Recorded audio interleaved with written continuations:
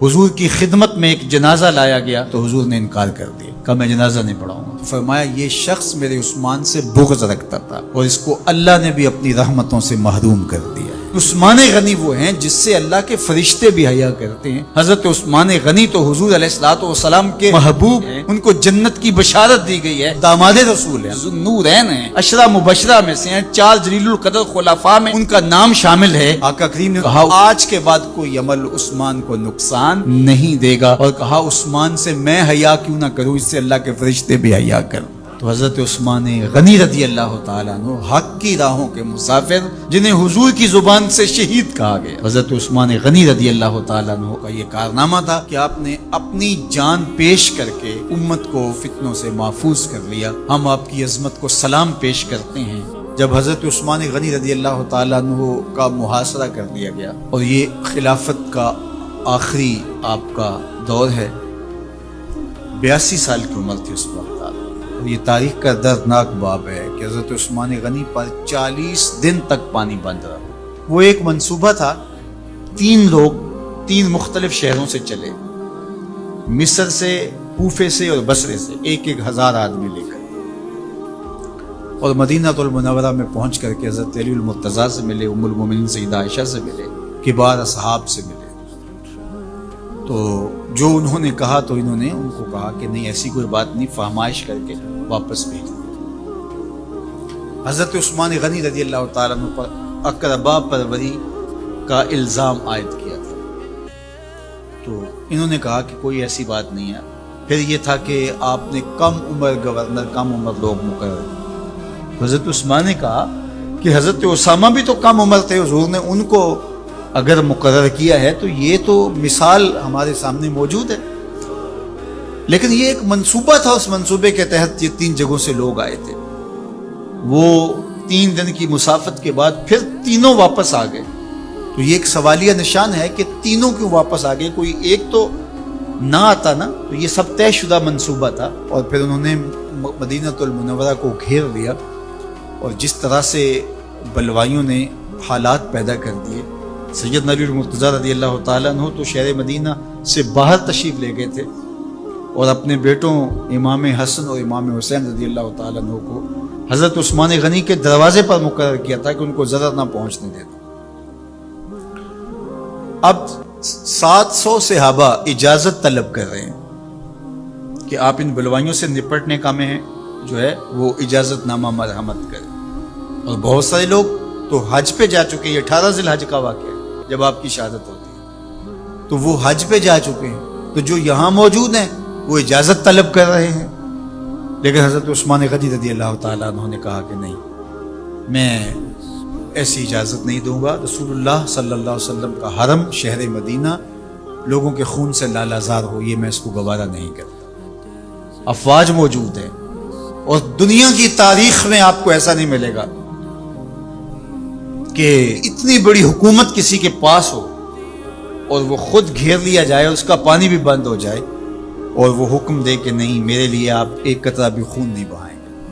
بلکہ آپ کے غلاموں نے جب تلواریں اٹھا لی تو آپ نے فرمایا کہ میرا حکم ہے کہ تم تلواریں نیچے رکھو، بلکہ میں تمہیں یہ آفر دیتا ہوں کہ جو غلام لڑے گا نہیں اور یہ میرے سے عہد کرتا ہے وہ آزاد ہے۔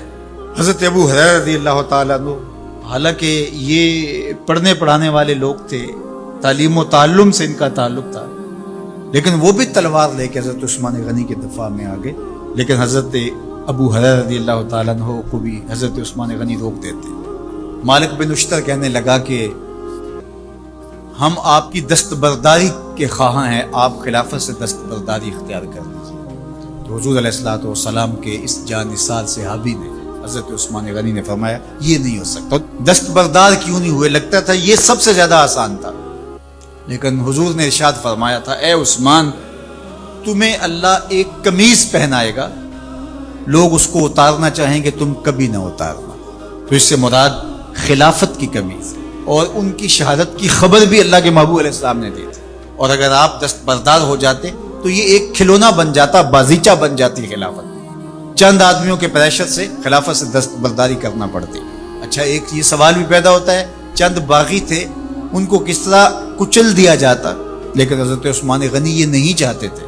ایک تو یہ کہ مدینے کی حرمت پامال نہ ہو، اور دوسرا پورے عالم اسلام کو آگ لگانے کا جو منصوبہ تھا، 3 مختلف شہروں سے 1,000 آدمی لایا گیا ایک منصوبے کے تحت، اور انہیں لاشیں چاہیے تھیں، اور جو ان کے پیچھے کام کر رہے تھے نادیدہ ہاتھ، ان کا منصوبہ یہ تھا کہ یہاں سے مختلف سمتوں میں، یہ تینوں شہر مختلف سمتوں میں تھے، تینوں سمتوں میں جب لاشیں جائیں گی تو پورے عالم اسلام کو ہم جو ہے وہ خانہ جنگی کی آگ میں دھکیل سکیں گے. تو حضرت عثمان غنی ان سازشوں سے آگاہ تھے، تو سب سے اہون اور آسان یہ تھا کہ قربانی پیش کر دی جائے. اور پھر انہوں نے سن بھی رکھا تھا کہ 2 شہید ہیں، شہید تو انہوں نے بہرحال ہونا ہے، تو لہٰذا میں خلافت سے دستبردار بھی نہیں ہوں گا اور شہر مدینہ کی حرمت بھی پامال نہیں ہونے دوں گا. اور تیسری بات یہ ہے کہ میں خود مظلوم شہید کر دیا جاؤں. تو آپ نے یہ گوارا کر لیا. تو 18 ذوالحج تھا، جمعے کا ہی دن تھا، اور حضرت عثمان غنی رضی اللہ تعالیٰ عنہ روزے سے تھے. عصر کا وقت تھا، قرآن مجید کی تلاوت کر رہے تھے. حضرت امام حسن، امام حسین اور حضرت عبداللہ بن زبیر اور دیگر لوگ آپ کے دروازے پہ پہرا دے رہے تھے، لیکن باغی پچھلے گھر سے دیوار پھلانگ کے آپ کے گھر میں داخل ہوئے اور تلوار سے وار کیا. آپ کی زوجہ حضرت نائلہ آگے بڑھی اور ہاتھ سے روکنا چاہا، آپ کی انگلیاں کٹ گئی. پھر دوسرا وار کیا تو حضرت عثمان غنی رضی اللہ تعالیٰ عنہ کا دایاں ہاتھ کٹ کے گر گیا. حضرت عثمان غنی رضی اللہ تعالیٰ عنہ نے افسوس کیا اور کہا کہ تم نے وہ ہاتھ کاٹ دیا جس سے میں وحی کی کتابت کیا کرتا تھا.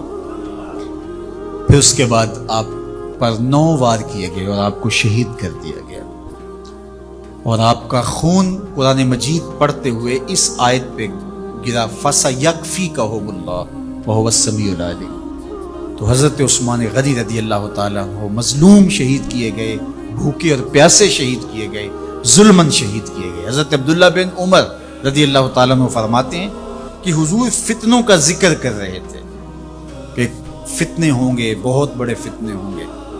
تو ایک شخص نے چادر اوڑھی ہوئی تھی اور وہ مجلس واعظ کے قریب سے گزرا جہاں حضور کچھ ارشاد فرما رہے تھے. تو آقا کریم نے اشارہ کر کے کہا اس دن یہ شخص حق پہ ہوگا. عبداللہ بن عمر کہتے ہیں کہ میں اٹھا اور جا کے دیکھا تو وہ حضرت عثمان تھے. تو میں نے حضرت عثمان کے چہرے کو پکڑ کے تھوڑا سا حضور کی جانب کیا اور میں نے کہا حاضہ حضور، یہ اللہ کے محبوب میں، ہاں یہی، جب فتنے ہوں گے تو فرمایا یہ حق پہ ہوگا.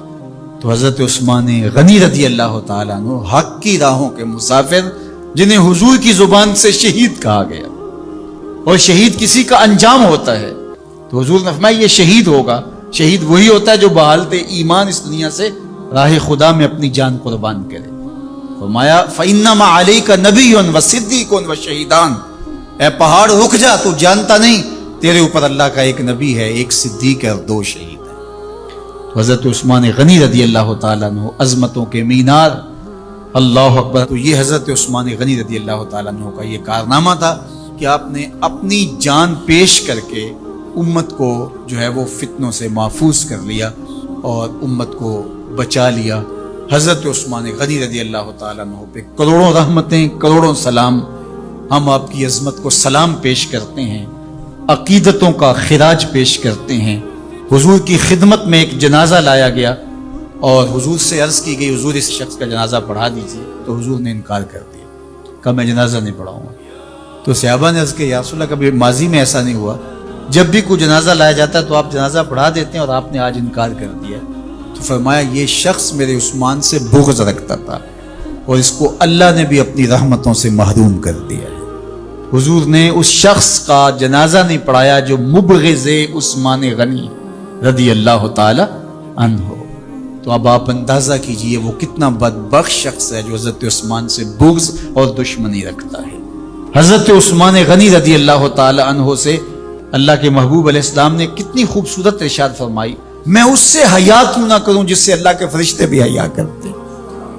یعنی عثمان غنی وہ ہیں جس سے اللہ کے فرشتے بھی حیا کرتے ہیں، اور جو عثمان غنی کا حیا نہیں کرتا اس سے بڑا بے حیا کون ہو سکتا ہے. حاکم نے مستدرک کے اندر روایت ذکر کی ہے کہ بہت سارے صحابہ حضور کی بہت ساری خوبیوں کے مظہر تھے، اور سب سے زیادہ حضور کے خلق کے مشابہ حضرت عثمان غنی رضی اللہ تعالیٰ، اور خلق میں سب سے اونچا درجہ حیا کا ہوتا ہے، تو حضرت عثمان غنی رضی اللہ تعالیٰ عنہ حیا کے اس مقام پہ فائز المرام تھے جو انہی کا مقصوم تھا۔ اللہ ہمیں حضور کے اہل بیت، حضور کے اصحاب، بلکہ حضور کے در کی مٹی کی تعظیم بھی نصیب کرے۔ اقبال نے کہا تھا خاک طیبہ از دو عالم خوش ترست، آن خنک شہرے کے آنجا دل برست۔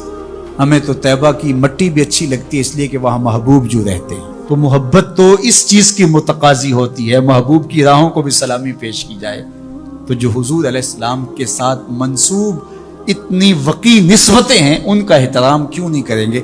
تو حضرت عثمان غنی تو داماد رسول ہیں، حضرت عثمان غنی تو نورین ہیں، حضرت عثمان غنی تو حضور علیہ السلام کے محبوب اور حضور علیہ السلام کے پیارے ہیں، ان کو جنت کی بشارت دی گئی ہے، عشرہ مبشرہ میں سے ہیں، 4 جلیل القدر خلفاء میں ان کا نام شامل ہے، اور پھر حضور کی 2 صاحبزادیاں ان کے نکاح میں آقا کریم نے ان کو شہید خود قرار دیا، اور میرے اور آپ کے آقا و مولا نے کہا آج کے بعد کوئی عمل عثمان کو نقصان نہیں دے گا، اور کہا عثمان سے میں حیا کیوں نہ کروں، اس سے اللہ کے فرشتے بھی حیا کریں۔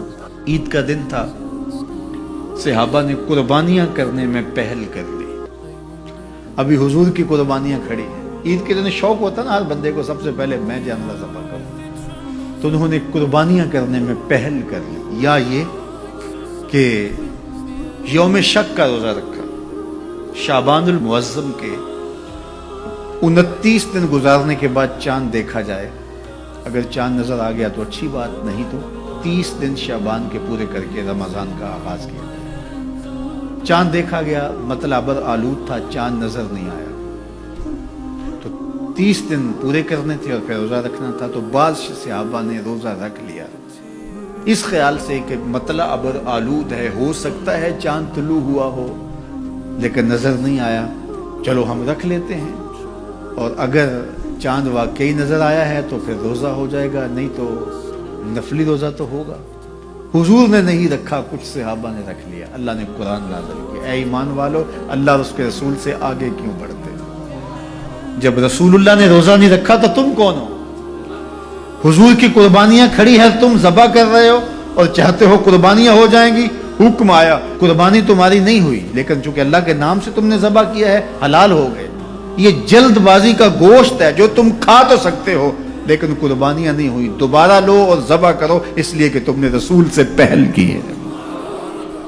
یہ تمہارے روزے نہیں ہوئے اس لیے کہ تم نے رسول سے تقدم اختیار کیا۔ ایمان والو میرے نبی سے آگے نہ بڑھو۔ اب انہوں نے روزہ رکھ لیا تھا، کس لیے رکھا تھا؟ اللہ کی رضا نصیب ہو، اس لیے رکھا تھا نا۔ جلدی جانور ذبح کر لیے تھے اس لیے کہ اللہ راضی ہو جائے، حالانکہ ان کے حاشیہ خیال میں بھی نہیں تھا کہ ہم حضور سے کوئی پہل کرنے کی کوشش کر رہے ہیں۔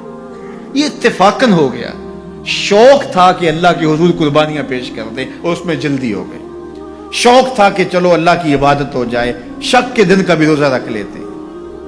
حضور سے کوئی نہ مقابلہ تھا نہ حضور سے جلدی کا ذہن تھا، لیکن اللہ نے کہا اگرچہ اتفاقاً ہوا ہے لیکن ہوا تو حضور سے پہلے ہے، لہٰذا میں اس کو گوارا نہیں کرتا، یہ تمہاری عبادت ہی نہیں ہے، تمہارا گوشت جلد بازی کا گوشت ہے، کھا سکتے ہو لیکن قربانی تمہیں دوبارہ کرنا ہوگی اس لیے کہ تم نے میرے رسول سے پہلے کی۔ یہ ہے رسول اللہ کا ادب، یہ ہے رسول اللہ کی تعظیم۔ حدیبیہ کے مقام پر جب صحابہ نے پڑاؤ کیا، عثمان غنی رضی اللہ تعالیٰ عنہ سے فرمایا جاؤ تم جا کے اپنے رشتہ داروں سے کہو ہم لڑائی کے لیے نہیں آئے، ہم تو عمرے کے لیے آئے۔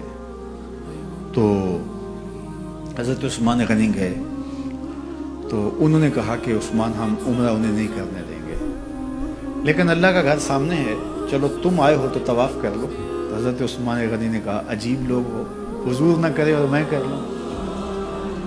اللہ اکبر۔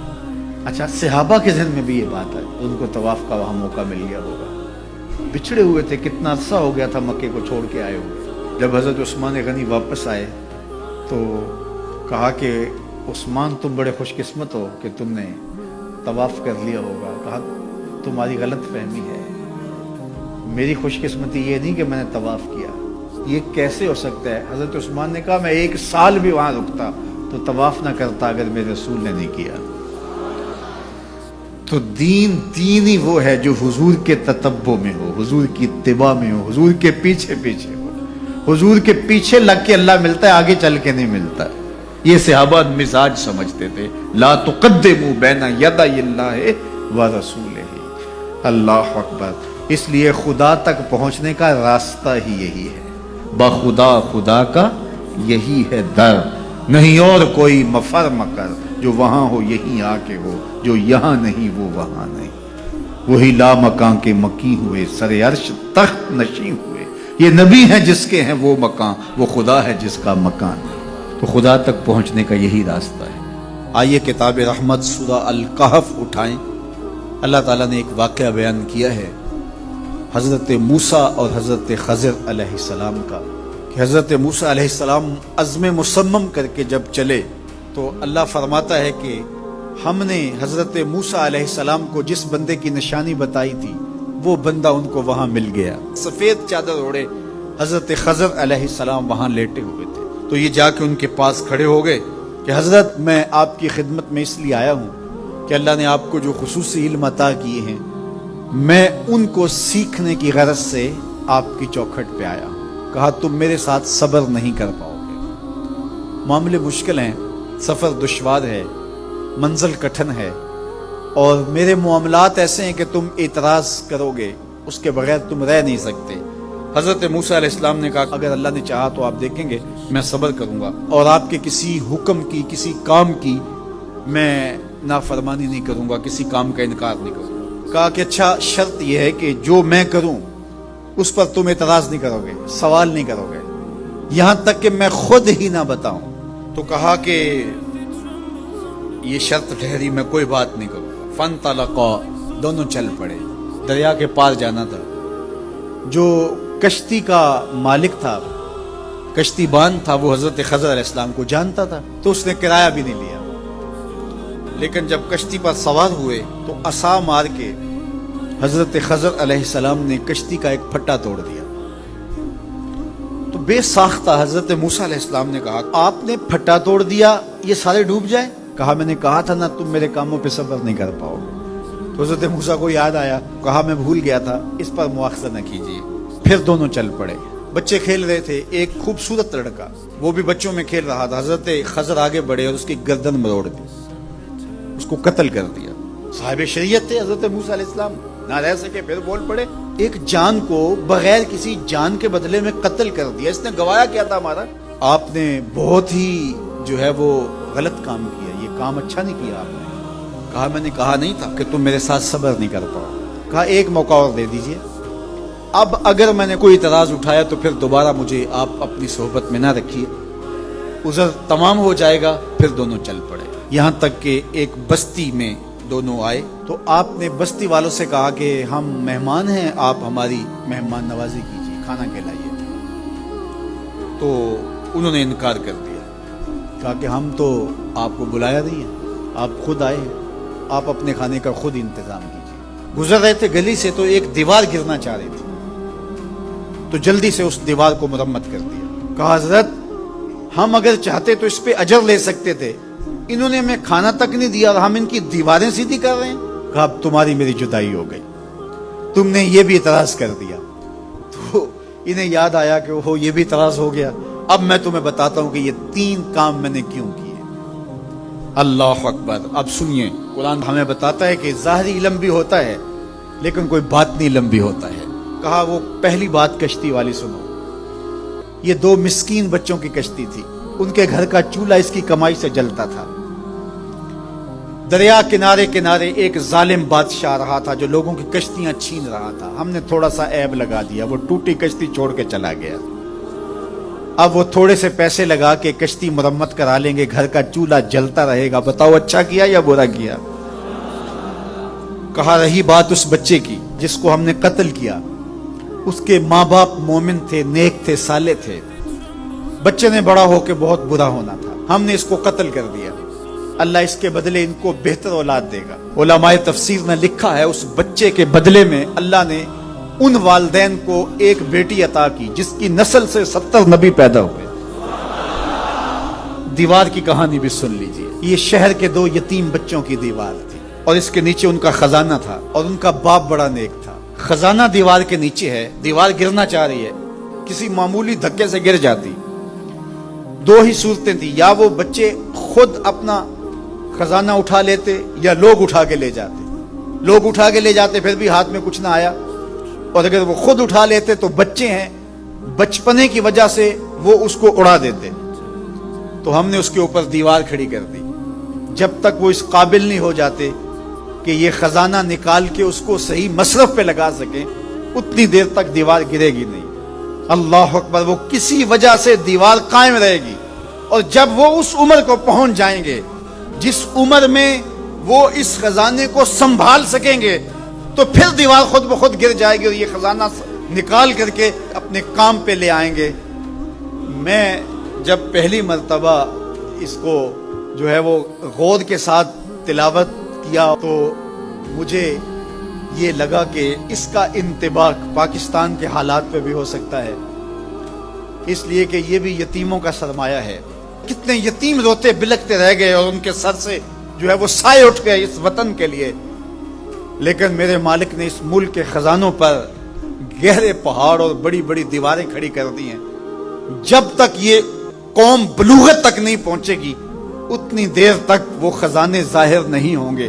اور جب یہ قوم اپنی بلوغت تک پہنچے گی, شعوری بلوغت, فکری بلوغت, علمی بلوغت, اور رب سے جو وعدہ کیا تھا پاکستان کا مطلب کیا, لا الہ الا اللہ, جب اس بلوغت تک یہ پہنچ جائے گی, اس وعدے کی تکمیل ہوگی, پھر رب دیوار ہٹا دے گا اور پاکستان کو اللہ اتنے خزانے دے گا اور پاکستان ایسا مالا مال ہوگا دنیا دیکھنے آئے گی انشاءاللہ. اس لیے رب نے دیواریں بنا کے رکھی. تمہارا باپ معین الدین چشتی بڑا نیک تھا, تمہارا باپ داتا گنج بخش علی حجویری بڑا نیک تھا, تمہارا باپ حضرت مجدد الف ثانی بڑا نیک تھا. ان کی وجہ سے میں دیواریں کھڑی کر رہا ہوں اور مضبوط حصار لگا رہا ہوں تمہارے خزانوں پر.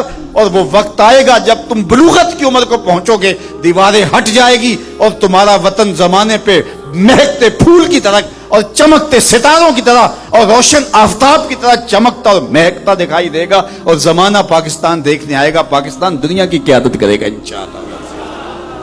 تو کہا یہ تعویل ہے ان باتوں کی جو باتیں میرے رب نے مجھے بتائی, اور یہ میں نے اپنی مرضی سے نہیں کہی, اور جو میں نے کیا اپنی مرضی سے نہیں کیا.